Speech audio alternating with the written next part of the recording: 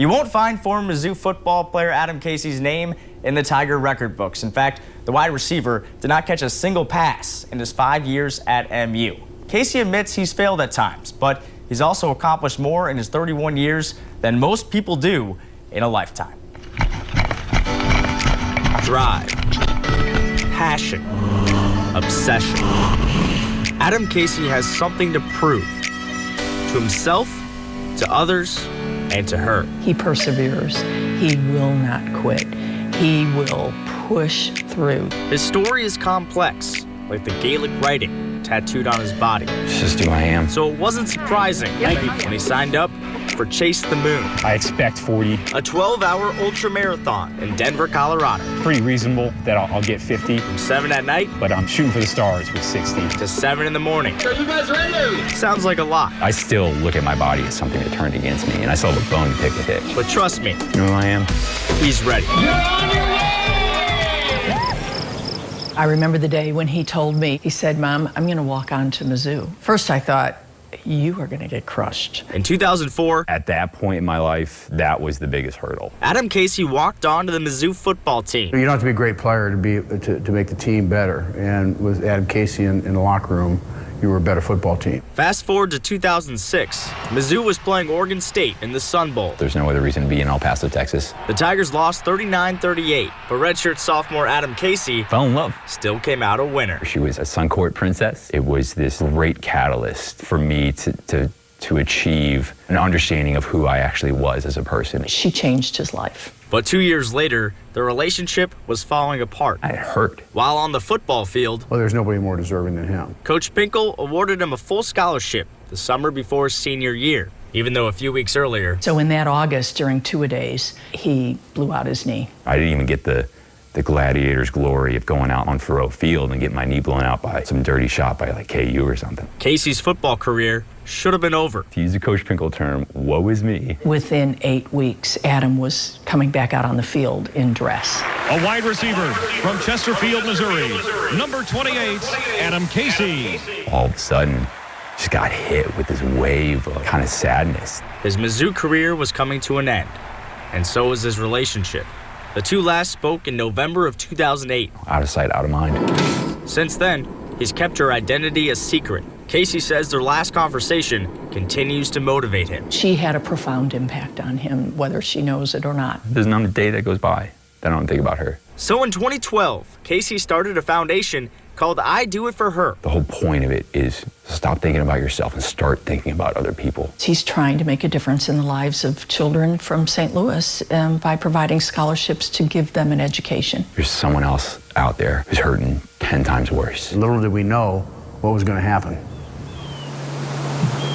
March of 2012. Adam has always wanted to go into the military. I definitely looked at the most challenging route possible, and that was Navy SEAL training. Casey made it through officer candidate school, but then came the setbacks as SEAL training approached. The doctor told me I had colitis. He recommended surgery and all that stuff. There was no hesitation. I was just like, no, that's not happening. Instead, he hid his illness from the military and left for SEAL training in Coronado, California. I was still losing a significant amount of blood every time I went to the bathroom. I wasn't able to eat. As training went on, he also dealt with bronchitis, pneumonia, and 2 herniated discs in his neck. He couldn't lift his head off his chin. Then came Hell Week. He called me on his way. He said, "Mom, this is it." On the first night, I didn't make it because I wasn't good enough. He quit. Everything that you strove for, everything that you looked up for, every day that you got up for, now is like gone. When I rang the bell, hearing those 3 dings didn't affect me. It only took a few nights to where the sounds of that bell started becoming nightmares. in the coming weeks, Casey became the villain to his own story. He let himself down, he let others down, and he let her down. If I could just go to sleep one day and just never wake up, it would just feel so much better. He started running marathons and literally would run a marathon just about every single weekend. This included a 50-mile ultramarathon in Las Vegas. It's just the name, running with the devil. Right in the heart of the summer. Temperatures exceeded 120 degrees, so the race was canceled. He said, "I'm going anyway." I ran that race because I hated who I was. And he had "Do not resuscitate" written on his chest. When I finished that race, it was no longer running with the devil. The devil was running from me. In September of 2013, Casey found a new home. Lieutenant in the United States Marine Corps. That's pretty good. Marines took me in, and I'm damn proud to be a Marine. Damn proud to be a Marine. Little did he know the terror growing inside him. I took this picture. That's not me. That's not me anymore.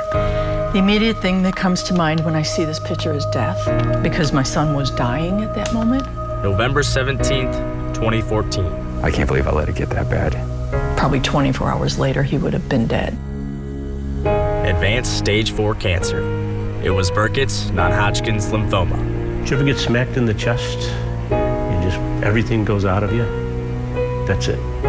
Casey would go through 6 months of chemotherapy. They were his hell week. It wasn't just cancer. Every day was one step further into a very serious drug addiction. He was living his life 3 hours at a time. Because every 3 hours was when I would get my pain medicine. The chemo took away Adam's ability to think. The doctor told me then, we take him to the brink of death, and then we slowly walk him back. That's how strong the chemicals are. But Adam was stronger. I found a reason to fight not for myself, but for others. So his hell week, he passed with flying colors. May 18th, 2015, a day Adam now calls his birthday. When he was declared cancer-free, he rang the bell.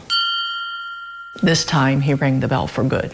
Casey left the hospital with a new perspective on life. I embraced the fact that I'm going to die. But he was still battling a serious drug addiction. I was supposed to have enough supply to last me for 30 days. It took 4 days to go through it. Finally, a breakthrough, just about a month after going into remission. This is it, this is that defining moment. He was in the lobby of an emergency room.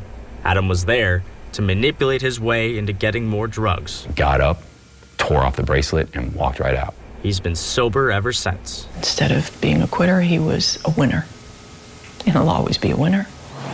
Now it was time for Adam to start living up to his foundation's message. I thought I had left my football past behind that night that I ran out the tunnel. In the fall of 2015, head coach Gary Pinkel announced he had cancer and would retire at the end of the season. The roles were reversed. And all of a sudden, he was the coach and I was the player. The two met up at Faurot Field once again before Pinkel's final home game against Tennessee. Gave him a hug and I said, I feel your pain, brother. That's just kind of part of the family.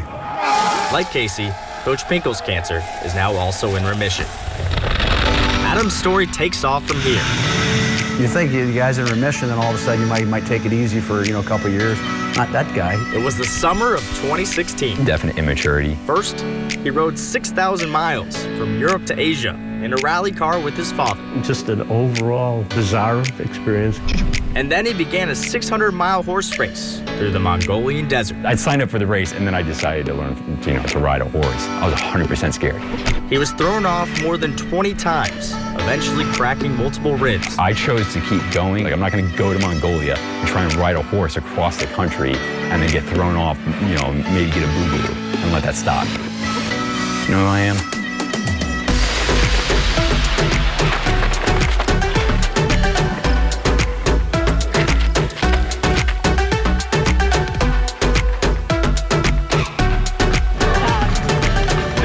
People messing me up.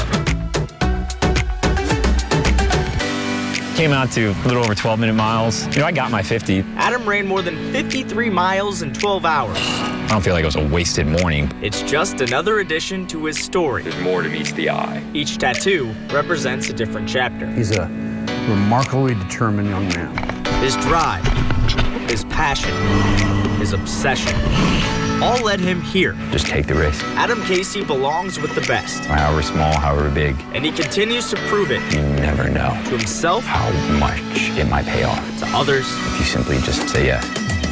and to her. Don't think that my mom isn't also the her. So he is my inspiration in so many ways in life. And he will always be my hero. I feel good.